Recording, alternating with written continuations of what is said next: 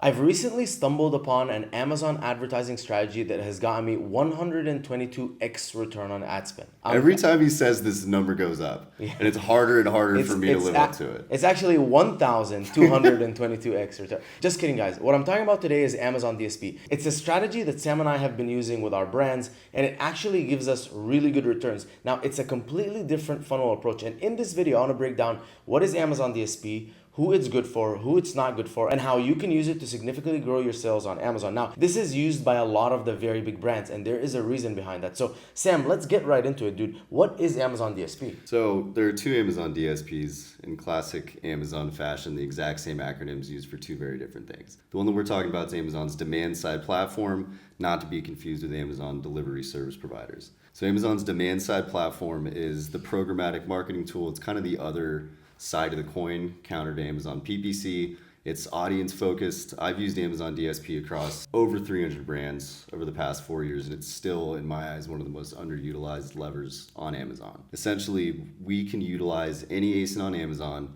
to create audiences that we can then serve display on and off Amazon. We can use it for video targeting, and it's an incredibly efficient advertising strategy to use once you're running PPC effectively. Yeah, and what I love about it is different from PPC. You can actually build audiences based on people who viewed products and people who purchased products. So I can literally go and find LMNTs, the people who viewed their product but haven't purchased them and haven't viewed my product, and then bring them over, start showing them ads in like a sponsored display fashion. I love that it's on and off Amazon. With that being said, I think off of Amazon rarely works, but in general, it has a lot of capability. It also has streaming TV capability. You can also stream on Twitch. So it has a lot of cool stuff. So who is Amazon DSP good for? So Amazon DSP has a lot of use cases, and we could talk about this all day. Ultimately, the main benefit in Amazon DSP, like you alluded to, is the ability to create audiences based on any product on Amazon. So ultimately, it can be a competitor, it can be your own products, it can be a complementary product. At the end of the day, we'll talk mostly today about brands that are selling on Amazon. There is a use case for brands that don't sell on Amazon, even brands that aren't e-commerce. They can tap into Amazon's first-party data. But if you're selling on Amazon, predominantly the things that I look for are brands that have at least one product with 100 plus reviews and brands that are spending adequately on PPC. There's no particular metric, it depends. But I would say usually 10 to 20,000 at least. And then we launch Amazon DSP at about 20 to 25% of PPC spend. Yeah, I agree. And I think we have about 40 brands right now running on DSP. And the common thing that all of them have is that they have a good Amazon PPC strategy. They're actually generating sales. We don't want to use Amazon DSP before PPC because PPC is very warm traffic. It's people who are searching for a product, they're clicking and they're buying. They're in a buying mode versus Amazon DSP. Yes, you are on Amazon and you're shopping, but you're generally shopping for other things and we're following you around. So start with Amazon PPC for sure. But once you get to a point where your PPC is converting, I think DSP is an incredible addition. Now, who is Amazon DSP not good for? So Amazon DSP is not good for brand new brands to Amazon. If you just launched and you're still getting ramped up, at the end of the day, you layer it on after PPC in the same way that you want to make sure product detail pages are optimized before you put too much money behind PPC. You want to make sure your PPC traffic's optimized before you put money behind DSP. So I would say brand new brands, it's not good for them. I would say that you need to come up with a custom targeting strategy because it's definitely not a one-size-fits-all type of product. So I'd say review count's big, overall revenue is important. I, again, don't have a super hard metric for that, but usually you want to be doing around 20,000 a month on Amazon before it makes sense to roll it out. The thing with price in Amazon DSP is that price doesn't necessarily dictate whether it's a good fit for you or not. It just dictates your targeting strategy. So as an example, if you have a really expensive product, it takes people a couple impressions or sometimes north of 10 before you purchase. So in those instances, retargeting makes a bunch of sense. If you have an $8 product, people typically want it or they don't. So retargeting doesn't make a ton of sense. But in those instances, you can target competitor pages, you target contextually, you target people that maybe previously purchased a competitor's product that's not as good as yours and they might want to replace it because it's cheap. It's just price doesn't dictate whether it's a fit, it just dictates the way that you target. Solid. All right, let's get right into the strategy. So How would you build a strategy? Let's take, one of our brands, Primal Queen, for example. I know that you just launched it, and I know that right off the gate, I think week 2, you already had like a 9x ROAS on retargeting. We had, I think, a 3x ROAS on contextual. You got them an additional 50 subscribe and save customers. So how did you do that? What was the strategy? And can you share with everyone how they can replicate that strategy? Yeah, it was pretty simple. I mean, for one, they had a solid amount of traffic going to their page through PPC. So simple, retarget people that viewed but didn't purchase. You want to make sure you're negating purchases, because otherwise you're serving ads as people that already converted, which is pointless. So the way that you look at how long of a retargeting window you should use is based on price point. So a retargeting window for somebody that's selling a $20 product is going to be shorter than somebody selling a $200 product. So we went with a relatively tight retargeting window of 14 days. We launched product purchase remarketing as well, which is based on use cycle. So anybody that's bought the product, let's say the past 120 days, their average use case is 45 days before somebody's out. So we negate 45-day purchase window. So it's usually when somebody just ran out of their product. You can serve them ads to make sure that people go back to yours as opposed to going to a competitor. We also use contextual targeting. So this essentially is automated by Amazon for products that are commonly viewed or purchased alongside your product, and you're eligible to show up on those pages in real time. As you mentioned, that I think had a 3 or 4 return. And what was really nice about it is I think it was 92% of purchases were coming new to brand. And if you're looking at product purchase remarketing, that's automatically 0.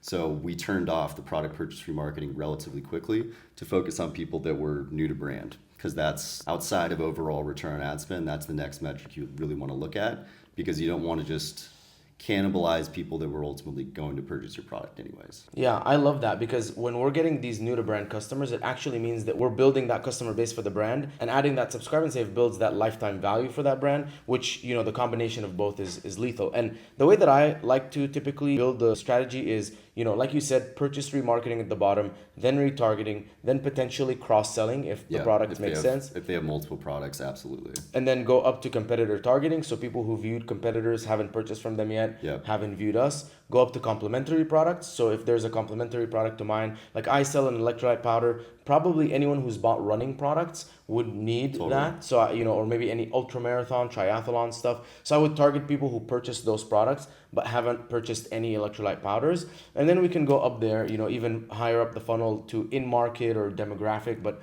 usually, I don't know if that's going to be like that. Yeah, I prefer to not lean on Amazon's pre-created audiences. There are exceptions, but it's usually like the last thing we launch.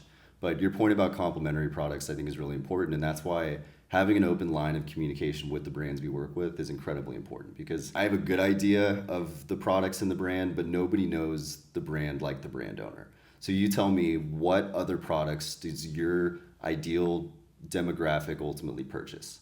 Let's look into some other ASINs. Let's serve ads on them in real time, or let's serve ads to people that purchased X, Y, and Z product, because that person likely is in the market for us as well, but they might not have heard of us. So that's the nice part, is that DSP is also not dependent on queries, in the sense that you can find the person you're trying to serve an ad to, even if they're not looking for you or your category, but it doesn't mean they're not a fit. Yeah, I love that. And now, how can people get access to Amazon DSP? It's incredibly difficult. Amazon made it that way on purpose. So that's part of why it's one of the most underutilized levers, and one of the levers that there's the least information out there about it. To get an actual Amazon DSP seat, it's not like you can just sign up. Amazon makes it very difficult for agencies or brands to get a seat. They require a very high minimum ad spend, and often they'll even require you to take some sort of a test or show a certification, because they don't want people misusing it and then ultimately giving Amazon DSP a bad name because they drive poor results. So you can do that. Amazon has managed service, but you typically need to spend at least $50,000 a month, and they seemingly like to utilize their pre-created audiences, so it doesn't do as well. Or you work with an agency, and then functionally there is no minimum in terms of ad spend. Yeah. When I signed up for my seat, which by the way, I had to pull some insane strings to get it, they made me sign an agreement saying that I would spend $100,000 a month on DSP ads. Really? That was the only 100? way. 100,000. Yeah. That's the highest I've heard. That's crazy. Yeah. But I mean, it changes all the time. Yeah, we got there relatively quickly, but yeah, it was kind of like scary signing that off, but it was almost impossible. And I don't think anyone that I know has been able to get like a DSP seat. Yeah, almost everyone accesses it through a tech partner. Yeah. So some of the important things to look at, generally speaking, when you're assessing the performance of Amazon DSP, first of all, it's different for every brand. Some brands really care about a high return on ad spend. I mean, most do. That's the basic one. That being said, other brands are very concerned with the percent of purchases coming new to brand. Other brands who are using it more so as a new customer acquisition tool. One very important metric that we look at is effective cost per detail page view. So as opposed to cost per click, which PPC uses, Amazon DSP charges on a CPM or cost per mile basis. So that's cost per 1,000 impressions. One error that I see people making a lot is they put too much weight behind what their CPM is, so how much they're paying per 1,000 impressions. In my opinion, what's way more important is what is your cost per detail page view. Because if you're serving impressions incredibly cheap, but nobody's going to your detail page, so you have a high cost per detail page view, ultimately you're serving ads to the wrong people in the wrong places. If you have a high CPM, but a low cost per detail page view, then it means that even though you're paying more for the ad real estate that you're purchasing, you're serving them to the right people and in the right places, so people are going to your detail page. At the end of the day, the goal is to drive sales. Ideally, both of them would be low, but to me, cost per detail page view, outside of the general sales ROAS metrics, is one of the most important things to take into consideration. Yeah, and I love that you're talking about KPIs, because also as you build the funnel, the KPIs are different. So at the bottom, when you have purchase remarketing, retargeting, that stuff, ROAS really matters because you can actually measure it accurately. But when it comes down to competitor targeting, complementary product targeting, contextual, a lot of times that campaign can get a view, but then retargeting kicks in right away, and that's the one that gets the credit for the sale. And so in that case, you want to focus more on click-through rate and detail page view rate as opposed to actually ROAS, because retargeting is just getting all of the sales. So you want to drive a low cost per detail page view when you're targeting the mid funnel. And if ideally you can get a high ROAS too, but if you're not, you need to step back and look at how are your bottom funnel campaigns being impacted, or how many branded searches are you seeing, and what does that look like on the PPC side? Because you can be serving ads to people, they see your brand, they look you up, and they either go organically or through PPC, and it could be the mid funnel DSP ads that are driving that. And that's another metric you can actually track within DSP is branded searches. So we'd be able to see how many times people viewed a DSP ad and then subsequently search for your brand. So I think that's another really important thing to take into consideration, especially when you're running mid or upper funnel or any streaming TV. It's important to look at that. And one last thing is I want to debunk a myth. So a lot of people think that you need to spend at least $30,000 on Amazon DSP, like that's the requirement. It's absolutely not. You can spend $2,000 a month, you can spend $1,000 a month with us as an agency. It just wouldn't make sense because you have to pay for Sam and his team. That's exactly it. It's at the end of the day, like we have brands test out Amazon DSP for a couple $1,000s, see how it works. I usually don't recommend going below $5,000. Just because if you're going to also be paying an agency, you don't want to be spending as much in agency fees as you are in the platform. It just doesn't make sense. But the idea that you have to spend $20,000, $30,000 a month to access it is kind of something that Amazon came up with that they still enforce. And a lot of agencies have just picked up on that and they don't really question why. Yeah. There's a lot of myths on Amazon DSP. There's some things to pay attention to. So if you're working with an agency partner, sometimes they can fluff up the number by changing like some of the attributes and like how they measure the results. And so the last thing I want to touch on is when you are looking at the results from DSP, the only way to accurately do this is, let's say before DSP, you're spending $1,000 on PPC, making $4,000 in sales. After DSP, you're spending $1,000 on PPC, $500 on DSP, and then you're making $5,000 in sales. So effectively, you spent $500 on DSP, you made $1,000 more in sales, you have a 2x ROAS. That's the only way you can truly measure DSP. Anything that you see on the platform can be very misleading. So as much as we like to look at the numbers and report it, we always want to see what the true up is and how much we've added to the total revenue. And it's exactly why, I talk about how, PPC and organic, like a lot of people try and separate them. You can't separate it, okay? You can't separate, like if you added streaming TV, you can't separate that because there's going to be zero results on streaming TV. But if you start spending $500 a month on streaming TV, and all of a sudden you're gain $2,000 or $3,000 a month in sales, then you can start attributing that. So that's essentially like the only way to really measure Amazon DSP's effectiveness. Yeah, a lot of good points there because it works in both ways, right? It can either be over attributed or under attributed, and the only way, there's a couple ways you can tell, but the best way is just to zoom out and see how your total sales are doing.